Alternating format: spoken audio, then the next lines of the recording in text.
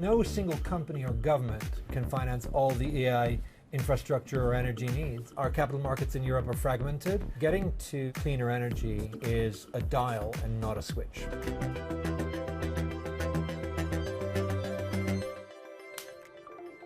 Hello, I'm Angela Barnes and welcome to this episode of The Big Question from Davos in Switzerland. Well, on The Big Question, we speak to some of the most influential people in the world of business. And today I'm joined by Francesco Ceccato, the CEO of Barclays Europe. Francesco, it's a pleasure to have you on the show. Pleasure to be here with you. Thank you very much. So, what a lot to talk about. But first of all, from your conversations that you've been having and what you've been seeing, what are the most significant economic trends or risks this year, and how do you see them impacting the European financial sector? So the theme this year at Davos is collaboration in a digital age, and clearly what that aims to get behind is how can we harness the power of technology to ultimately reignite growth without ultimately having an inflationary problem that comes back. And AI, in our view, is going to be something that we need to embrace, but it comes with a lot of different follow-on components, including needing a lot of energy. And so energy provision and energy security is an important theme here as well.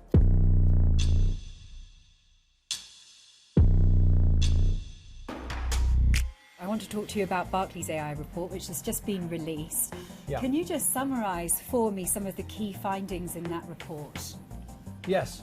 So I think it's important to tie it together with the report that we published roughly this time last year, which was about the impact that AI can have to boost productivity, in particular support aging populations who are perhaps becoming less productive, and to aid them in ultimately creating better economic outcomes. This year, what we're focused on is how do you actually think about the energy needs of the AI investment that we're going to have to make? Because no single company or government can finance all the AI infrastructure or energy needs. We need to see large investment in energy to support the AI infrastructure. Why is that? Because every application of AI requires lots of computing power. The latest Colossus AI supercomputer that Elon Musk is investing in has 200,000 GPUs. That requires a huge amount of energy.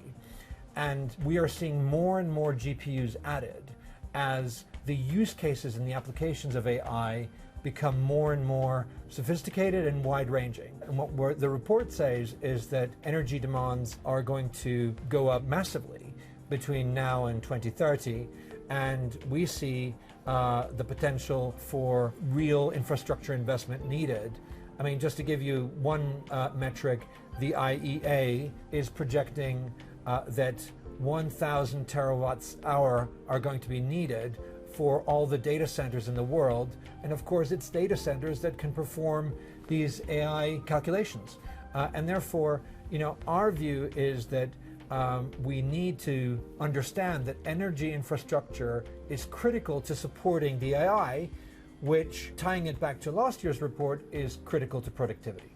Francesco, there is a lot to take in there, but do you think Europe is prepared for that, or is it a case of it's now getting prepared for the enormity of what's needed to invest in this AI infrastructure?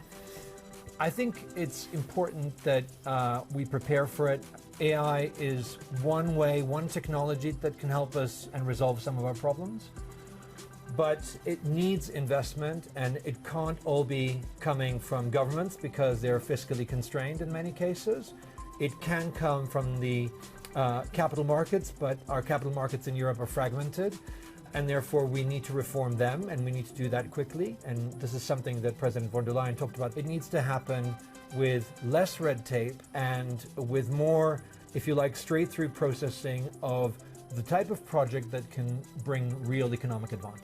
I just wanted to ask you about sustainability and digital transformation. How do you envision these influencing Barclays' strategy for Europe when it comes to sustainability and digital transformation? So I think with sustainability, our strategy revolves around the transition. And what's important is to recognize that getting to cleaner energy is a dial and not a switch.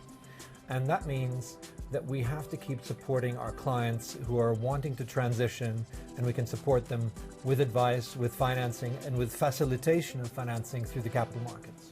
So that's the first piece.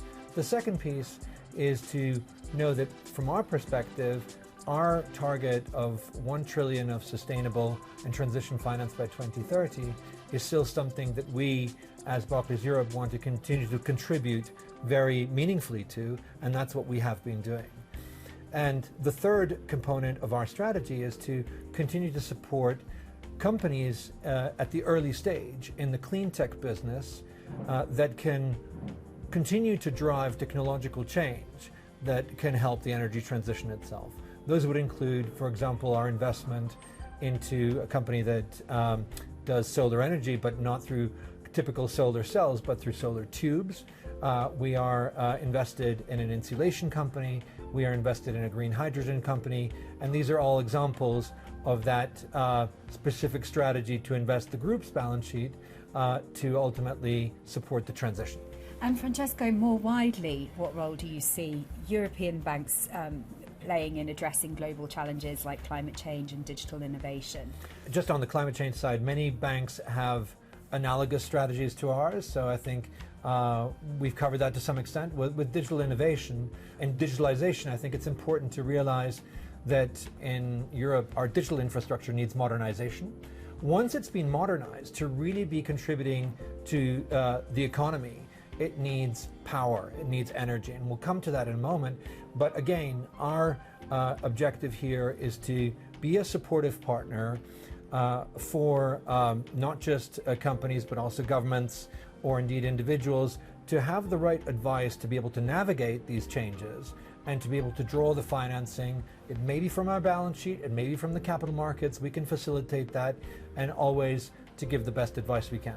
Brilliant. Francesco, thank you very much for all of your insights. It's great to have you on The Big Question, and thank you very much all for watching this episode of the show from Davos in Switzerland. Don't forget, you can catch all our shows on the Euronews YouTube channel, and you can also go to the Euronews website, the business section, and catch all our Big Question episodes there. Thank you very much.